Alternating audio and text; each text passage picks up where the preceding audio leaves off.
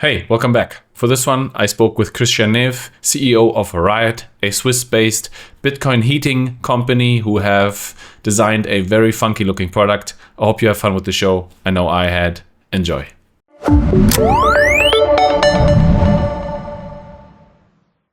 All right, welcome back to HashRate Up. Third episode after the break. Last time we talked about pools with Augustin. Today we're going to talk about waste heat. And for that, I have the absolute pleasure to welcome Christian from Riot, CEO and founder of Riot from Switzerland, here with me today. Welcome, Christian. Nice to have you on.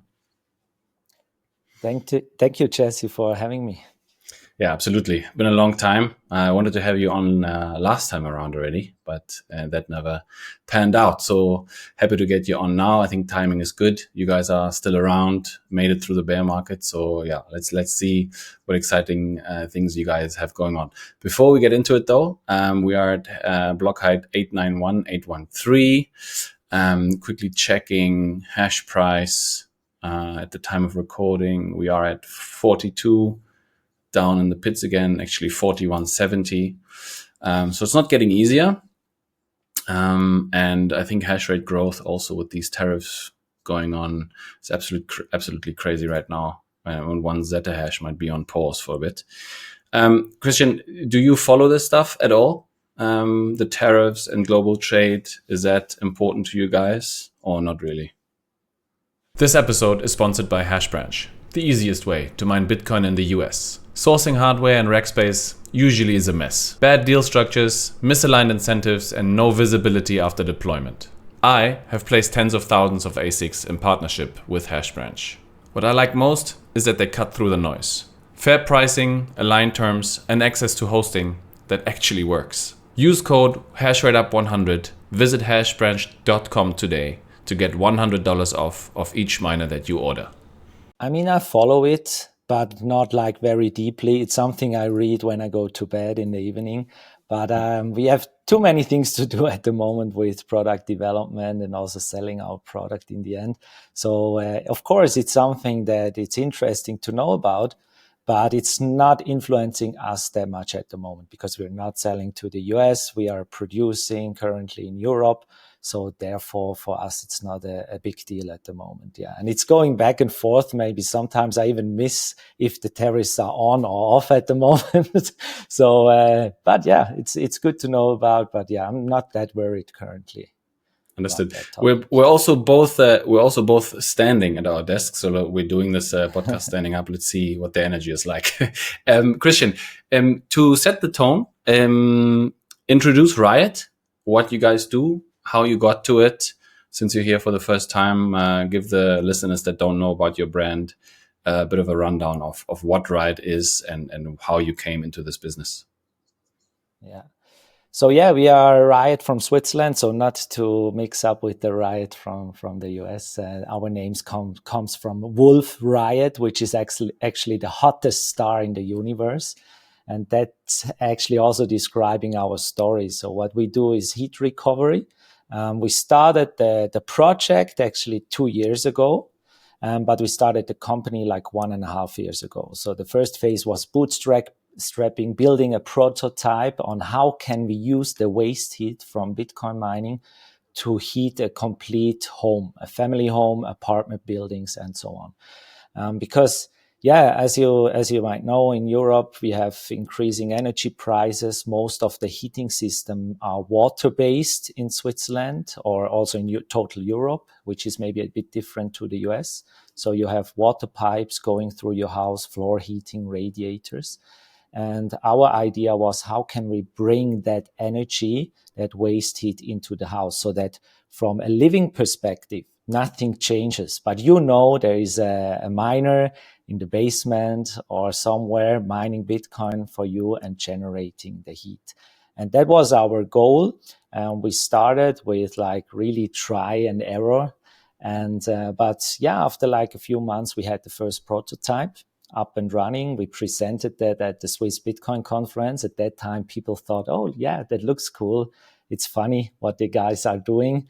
The second phase, like investing a lot into the design, which we presented then in Innsbruck back then.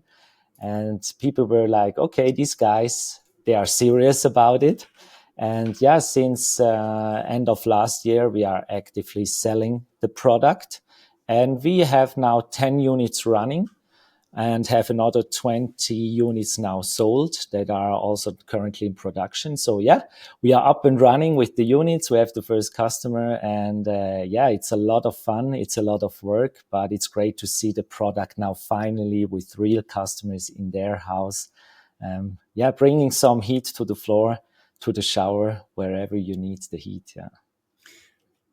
I pulled it up here for those listening. This is a great time to switch to the YouTube channel to see the screen share that I just pulled up. This heater looks very futuristic, Christian. I know you've had some past experience with Tesla, if I'm not mistaken. That's, I think, what I remember. Exactly, yeah. Is that what inspired the design, or why did you choose such a futuristic looking piece of equipment? Yeah.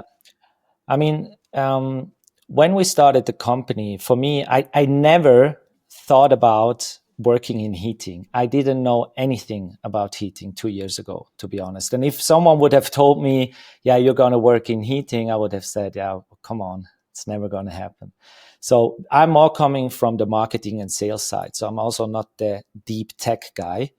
But I was working in watch industry. I was working in some other lifestyle areas. And in 2014, I was also working for Tesla as one of the early employees here in Switzerland. And I learned a lot from Tesla. And I love brands. I love if they have a story, in general, products, if they have a story. And for me, it was clear, if we create a new heating system that is using a different technology, we also need to think heating differently.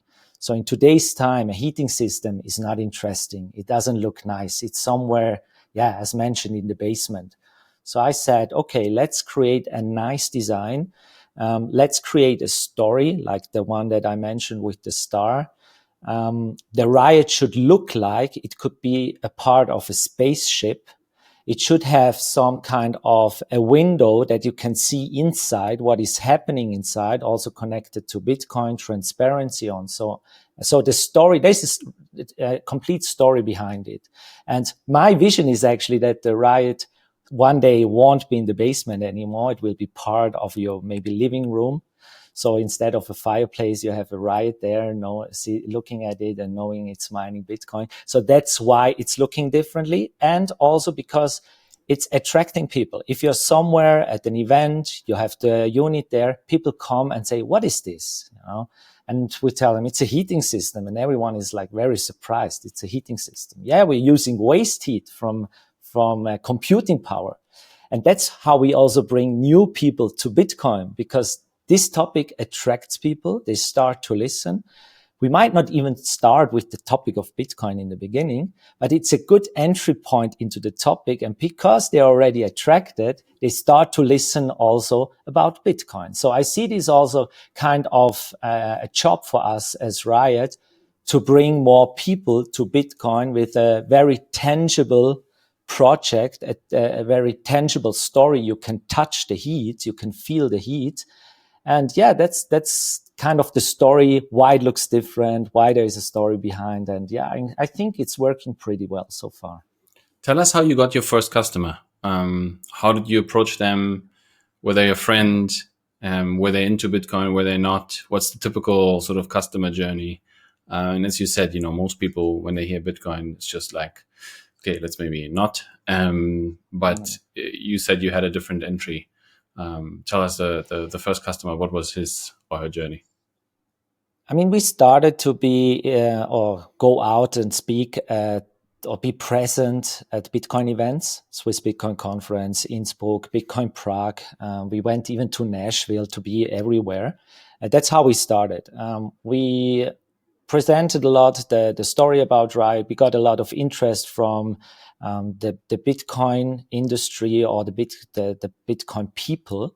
But to be honest, the first customer were not even Bitcoiners. Even today, it's not the hardcore Bitcoiner that is currently buying our product. It's more the innovator. So I see a lot of similarities to Tesla there. Back then in 2014, people that bought a Tesla were kind of the innovators. They wanted to be a bit different. They liked the technology. That's why they wanted to put a statement, kind of. That's why they bought a Tesla back then when I was selling the cars. And I see a lot of similarities now with us, with Riot. We maybe out of these, 30, 35 units we sold, maybe I would consider 2 to 3 as like true Bitcoiners.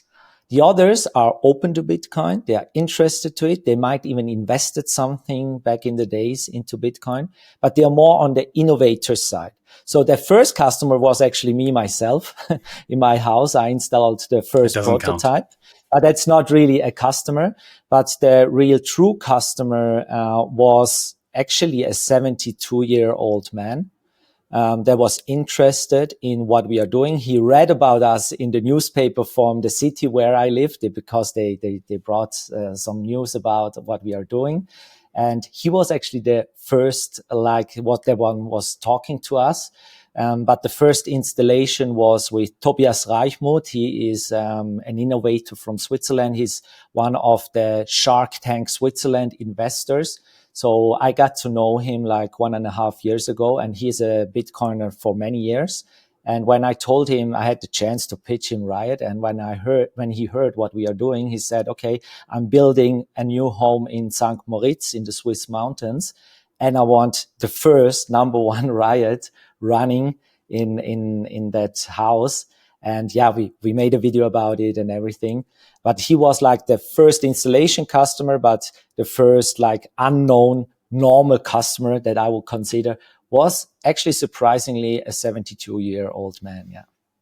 HashrateUp is sponsored by solomining.de, the place to buy open source home and solo mining devices like the BitX. With about 20 watts of usage, these solo mining devices are perfect to play the lottery from home or from the office. Get 5% off with the code HashrateUp.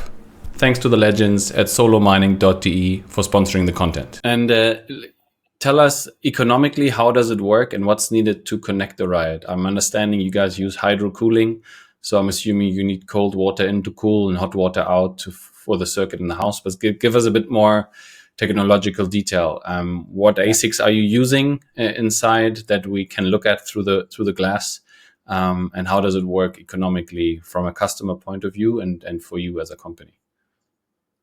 So our main product at the moment, the signature product, is the Riot one, the one that you just showed. We are using immersion cooling in that unit. So we have a tank of two miners on the left side, on the right side, and in the middle we have the outflow. So the miners are immersed in a liquid. It's called BitCool, the one that we are using from a company from the US. So when the house needs heat, the miner starts to run, starts to mine Bitcoin, gets hot, the liquid gets hot, the hot liquid rises. It's like a physical law. It's flowing over the lid, and we pump it through a heat exchanger to transfer the heat from the primary circuit inside the Riot into the secondary circuit of the house. So you have an inlet and an outlet on the backside, like any heating system. You have internet connection, the LAN cable, and you have the electricity plug. And that's basically it. So it's pretty simple. We have two pumps inside, one for the primary circuit, one for the secondary circuit, because we control the temperature also with the backflow from the house. So actually the challenge for developing the Riot one was how to dimension everything and how to control everything so that you get out the maximum of heat without overheating the miner. So that was the big challenge that took us some time. But we found the like kind of the sweet spot to get out like 64 to 65 degrees Celsius max, which is perfect for a house. And we use Watts miners, the immersion line they produced. It's M56 and upwards, M56, S+, M66, and so on. Currently, we are mainly using the M56S Plus because based on price and hash rate, for the time normally a miner is running, if you just heat, it's the best economics you can get from the price perspective as well and the hash rate. Okay, so those are immersion machines, but help me understand, the cooling still comes from cold water? The backflow, actually just the backflow from the house. So the backflow is cooling the miner.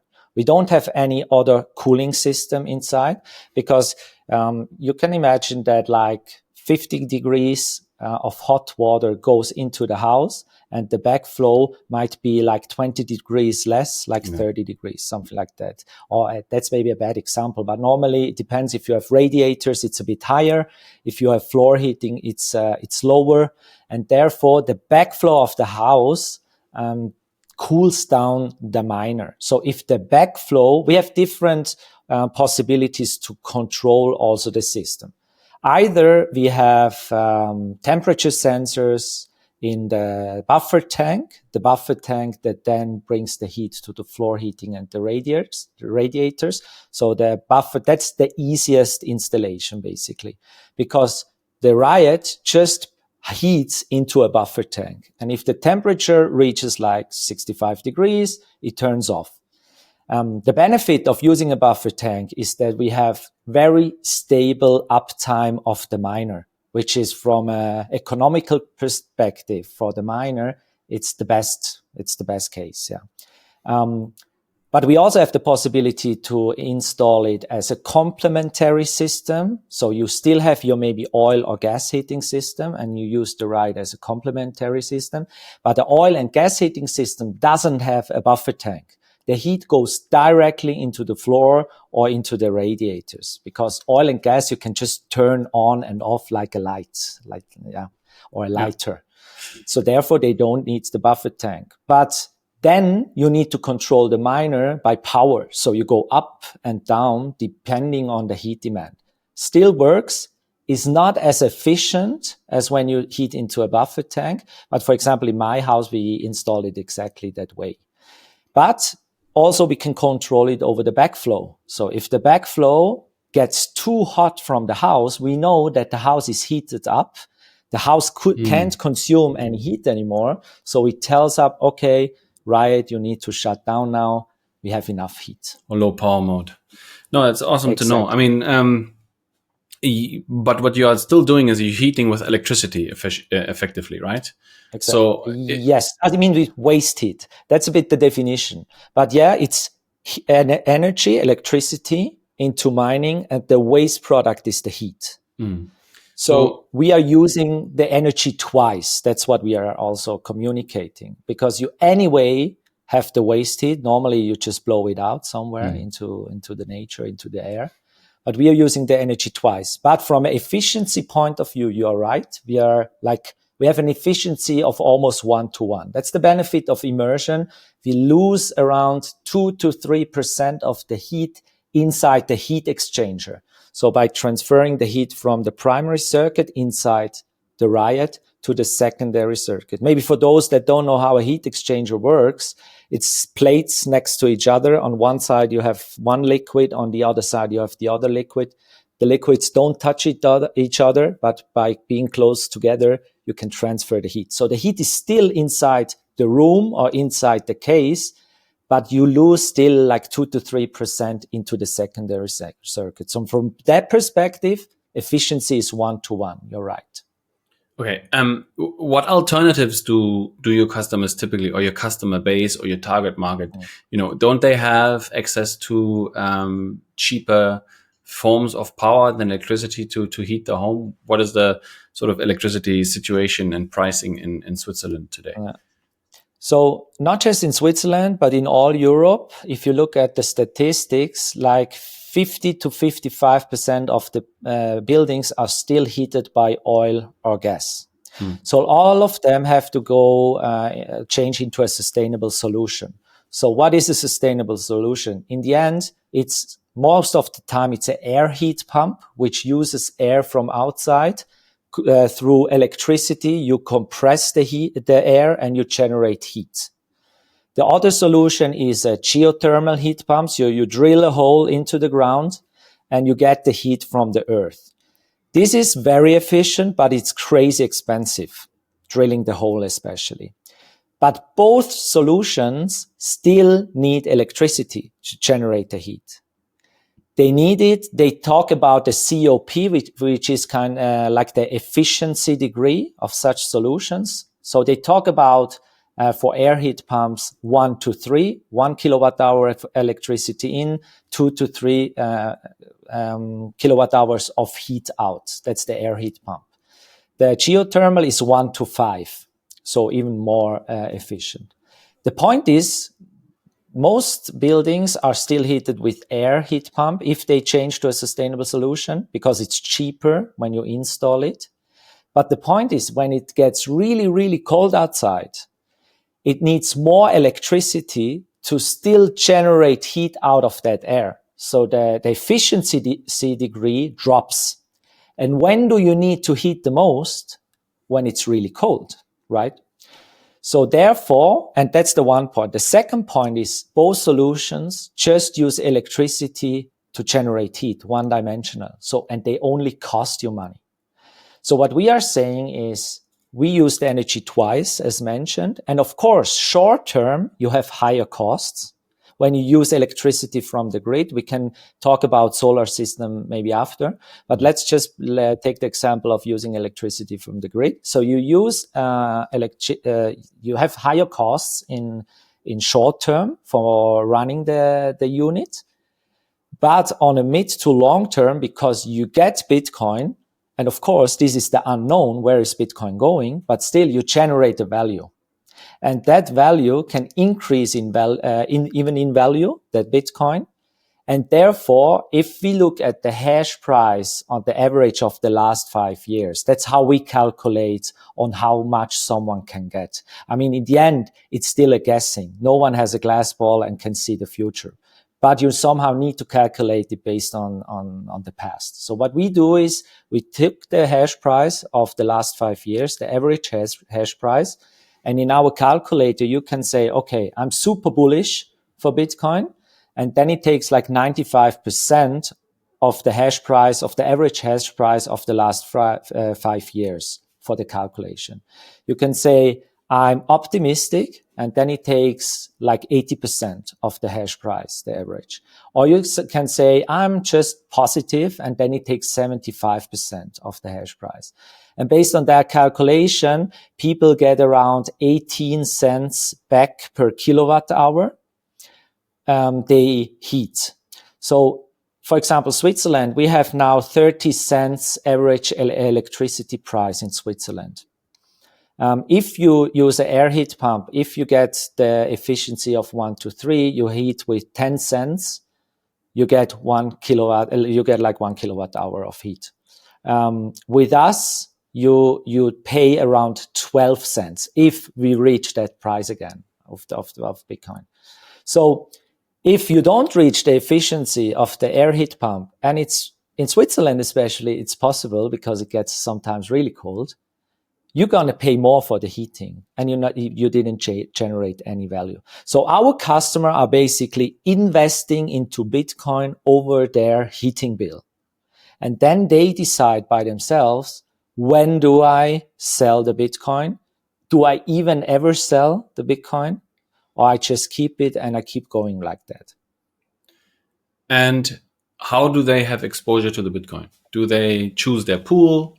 Do they just have a wallet address that they give you, and you have the hash rate? Is it a mix? How does that work? No, at the moment we are selling the unit, so 100% of the return goes to the customer. What we do is we want to be kind of the one-stop shop for them. So they buy the unit. Most people are not that technical with Bitcoin, so our current customers. So what we do is we set up for them the pool. Currently, we are working with Brains because for us, we have a few criteria that are very important. So transparency, low fees, and low limits of payments. So you can get your Bitcoin also already at a really low limit, because if you mine just while you heat, you don't get like 1 Bitcoin. Sometimes you get a few sets per month. So a few thousand sets per month, and you want to get access to the Bitcoin quickly. So we set up for them the mining pool. We give them access, of course, to their mining pool account. But if they want to change to a different mining pool, they can do by themselves. We can help them. I have people in my team that are very deep into the Bitcoin mining and the pool topic. So they are analyzing pools from time to time. I think in the future, we will also propose maybe to our customers, hey, it would make sense to maybe change the pool because they have better fees, whatever, that's coming up. So we, at the moment, take care of everything, but we have like one customer, especially at the moment, that already changed the mining pool by himself. So they have all the possibilities they want. Yeah. Yeah, awesome. I mean, yeah, this is what we talked about with Augustine about pools the last time as well. There's a lot of competition coming out. And obviously, in this scenario, it's all about trimming fat, right? You don't want to pay too much anyway, because you're already for how many, like the customer that you sold the machine to, have you projected for how many hours in a year they are online? Yeah, we ask them always on the heat demand of the house. So how many liters of oil they used on average through the last 3 years, for example. Based on that, we can calculate about the heat demand. The average house in Switzerland, for example, has around 11,000 kilowatt hours heat demand. And based on that, you can kind of calculate the return they get. But we always are very transparent about that. So it's nothing we can influence. They are all very well aware of that. But of course, we try to increase the uptime of the miner for them without paying more for electricity. And there, the whole solar topic comes into the game. Because, for example, we have, sorry. No, go ahead. For example?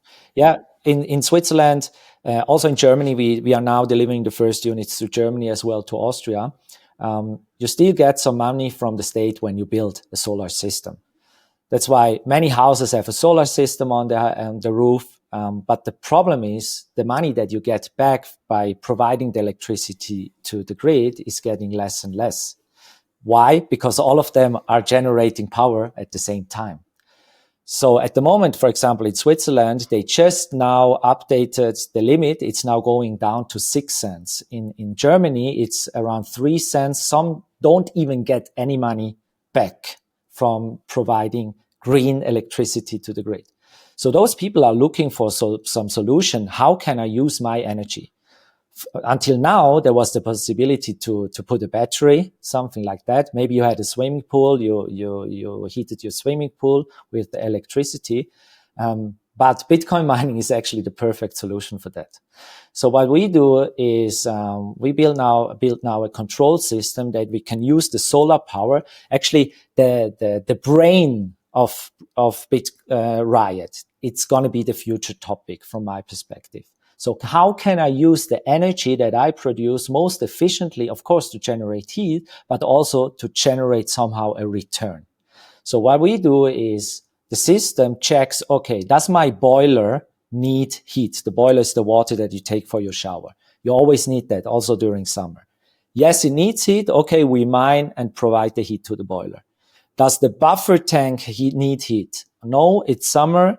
We don't need the heat there. Do I have a swimming pool that I maybe can use as like a battery pack or energy storage? Heat sink. Yes. Okay. Yeah, exactly. We provide the heat to the swimming pool.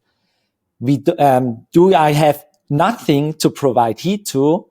Yes. So we use a dry cooler. So we are offering now to our customers a small dry cooler.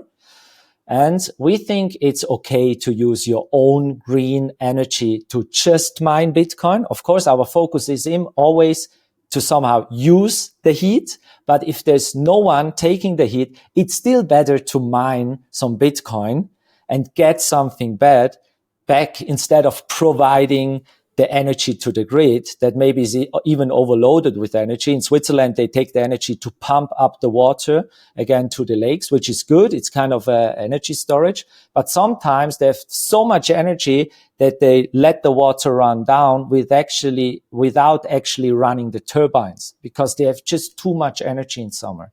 So there I see actually the big thing for the future.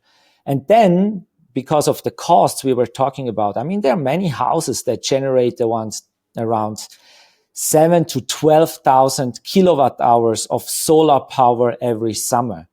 So you can double the uptime of your miner. You mine for almost nothing during summer, and you can use that return to also finance your higher costs during winter if you need to still run a Bitcoin miner as your primary heating source also in winter. So it's something that you do all around the year. And I don't know any other solution that provides these possibilities like Bitcoin mining to generate your own return with your power in your property. Yeah, no, I mean, it's all about the uptime, right? Here in Cape Town, South Africa, obviously the demand for heat is almost non-existent, barring 3 months in the year, right? Which is when I power up my S9 to heat my office, leave the room, let it run, annoy the neighborhood, and then come back when it's nice and toasty. But most people think, okay, now I have solar on my roof. I cannot use it that much. So now I need to buy the best machine because it's the most efficient. It's going to get me the most return. But that's actually false thinking, right? Because that machine is going to cost you $5,000 or 4,500 euros or whatever for it to reach your doorstep. And you're never really going to make that money back, neither in Bitcoin terms nor in euro or fiat terms, because your uptime is not nearly high enough, right? So what you actually need to do is buy a really old machine that doesn't cost as much, maybe used from somewhere, and use that and somehow fix the automation. And I'm fully with you. Like, if you want to install this in housing and you want to increase the uptime, you got to look at cost, right? What's my initial investment and how many hours per year can I run this thing?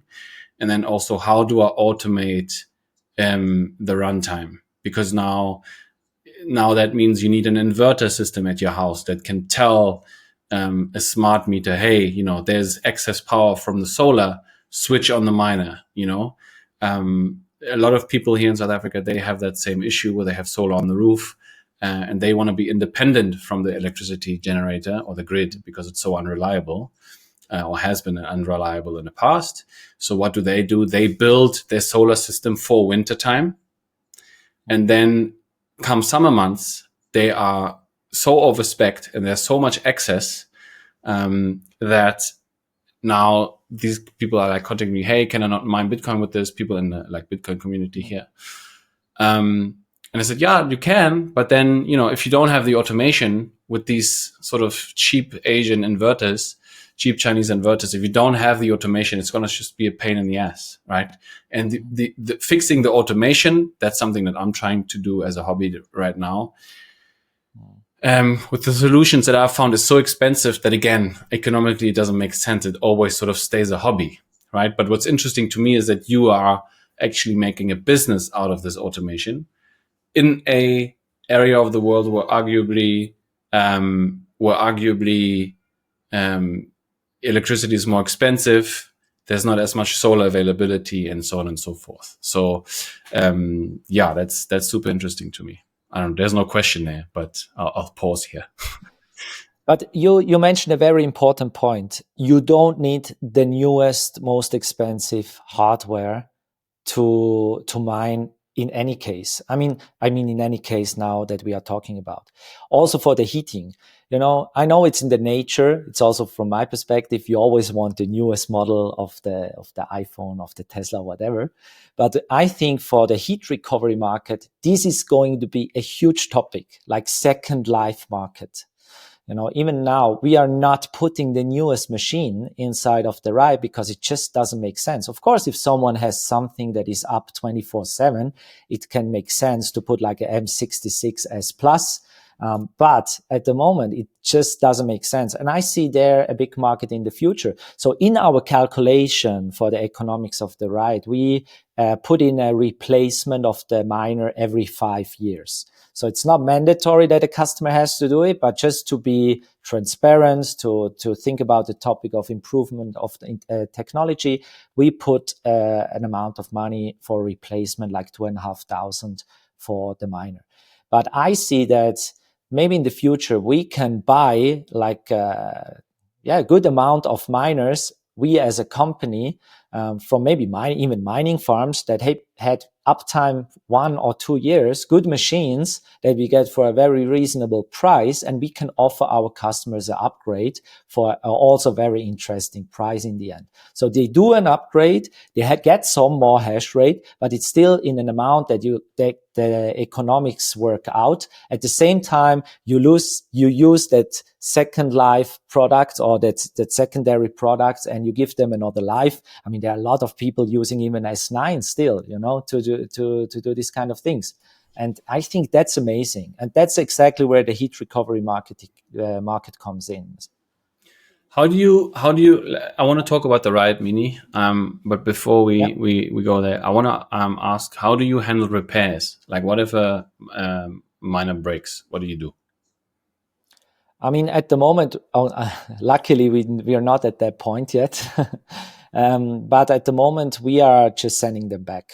The good thing is we have a partner company also in Switzerland that is doing greenhousing with also part of Bitcoin mining. So they have a big quantity of miners running. They do repairs also with a repair center. I think it's in Spain.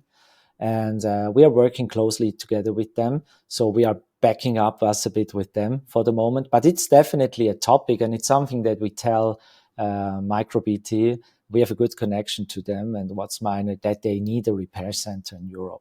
And I know that there are some things going on, but I don't know when it finally will come. Hopefully within that time when we might have the first problems. But what we are doing is we are testing every miner for 30 days. Because what we learned, like from the mining industry, talking to the people in the mining industry, is that if there are problems in the miners, it's mainly in the first 30 days. So with that, we were pretty, for the first units, we were pretty lucky with following that kind of flow.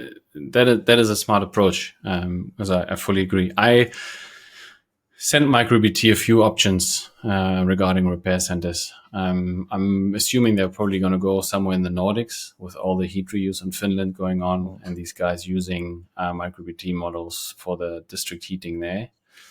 So that might make the most sense. And it's still far, but I don't know if it's as far as Spain or not.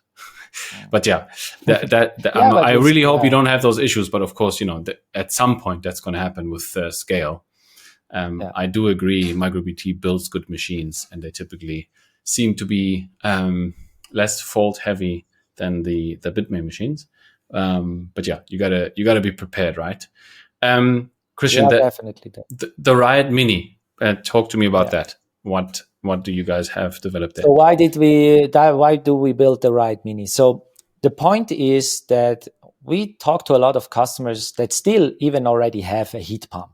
So maybe they renewed their heating system like 3, 4, 5 years ago. They have a heat pump. Now getting a Riot 1 that costs between like 14 and 18,000 Swiss francs, depending on US dollar, it's a bit more. But it's too much money, and I totally understand to use that just as a complementary system if you already have some newer sustainable solution. What we also saw is the whole solar topic. So that a lot of people are using the solar system, the PV system, to use their boiler water, or they use an air heat pump boiler, which is a boiler that does the same thing as a heat pump, but just within the boiler system for the water that you use also for the shower. So we said, okay, it would be interesting to have kind of an entry product, a smaller product with maybe lower power, smaller size, easy to implement, for those people that still want to get into the topic, but maybe are not ready or just had investments, big investments in their infrastructure. Furthermore, there are a lot of apartments that have their separate boiler for hot water, and that's often heated fully electrical, so with electricity. So why don't they just put a miner in between that, the electricity and the hot water, and also mine some Bitcoin, and the electricity bill won't change. That's why we came up with the idea of the RY Mini. It has 5 kilowatts of maximum power, which is still a lot. It uses hydro mining. So we use a hydro miner there, the M54, now the newest one. Okay, they already have now also the 64. And yeah, exactly. This is the design. So we are still in the development, but we finalized the tests. So we get out even more temperature. So that there is always a benefit and a plus and a minus on both solutions. I wouldn't say that immersion is better than hydro or vice versa. The benefit of the immersion is the efficiency. So like 2-3% of loss of heat. You have more loss on the hydro side. It's like 5 to 8%, but you reach higher temperatures. So you can go up to even 72, 75 degrees, which is very interesting, especially when you're on the heat side. Furthermore, I expect lower maintenance on the immersion side because you don't need to change the liquid. You can run that because it's in a closed circuit for many, many years. The hydro side, you need to exchange the specially distilled water like every 1 to 2 years. But still, working with the liquid on the immersion side can be a mess. So if you need to change something, whoever was once using an immersion mining tank or whatever knows how that is. It can be a mess. But we decided specifically for using a hydro in the Mini because it should be very easy, small, easy to handle. And we are expecting the first units to deliver to the customer around July. Yeah.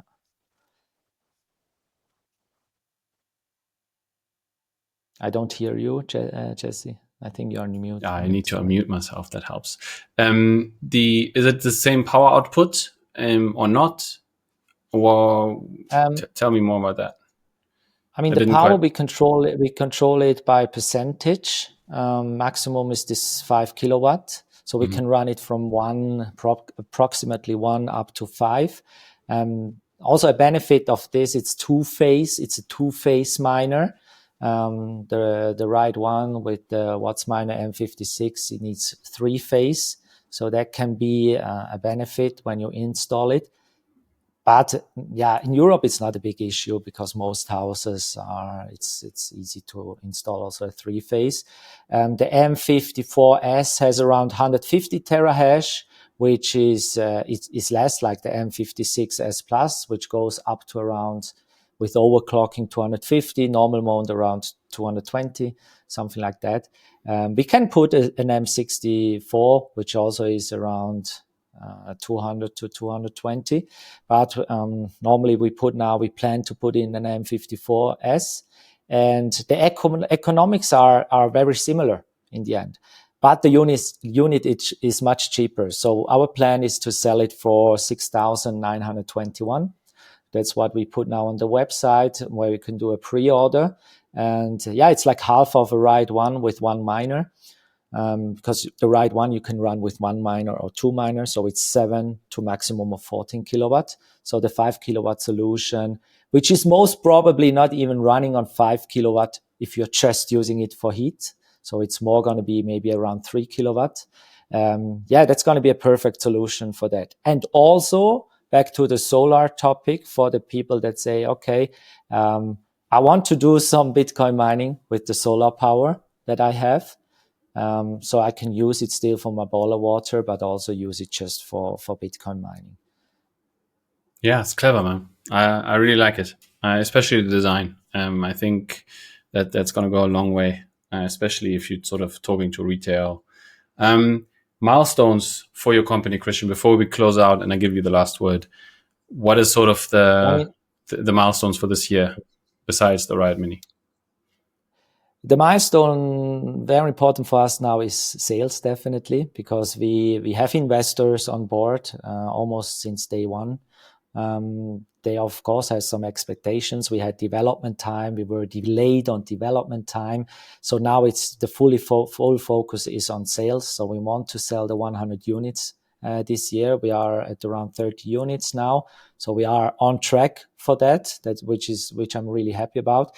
The second milestone is the control system.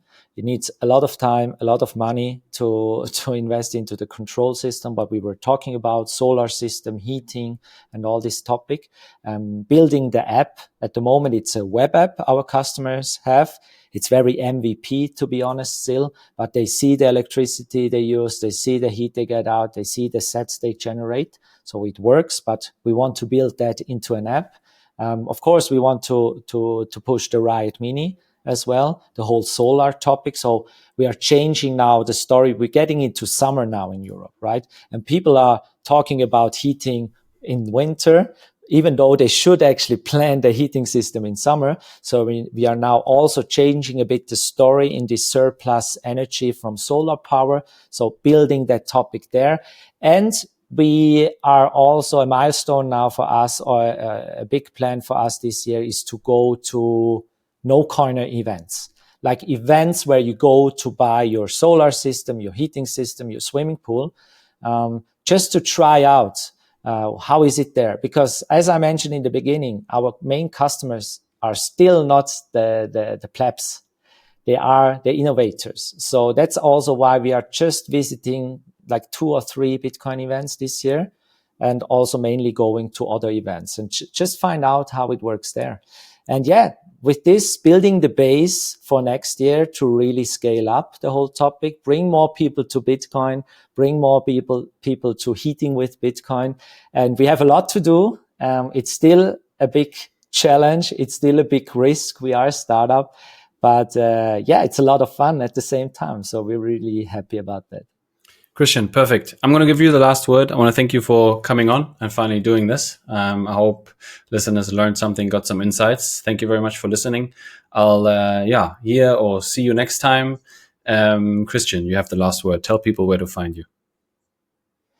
Yeah, we are, you find us on our website, of course, riot.com. Instead of an E, it's like RY3T.com. Check out our website. And my last word is actually, I want to thank you, Jesse, for the work that you do, because for us it's very important that we have these possibilities to speak in front of the camera, in front of a community, no matter how big or small or whatever it is. I really appreciate that, and all the work that you do also for the community and for us as a startup. Thank you very much.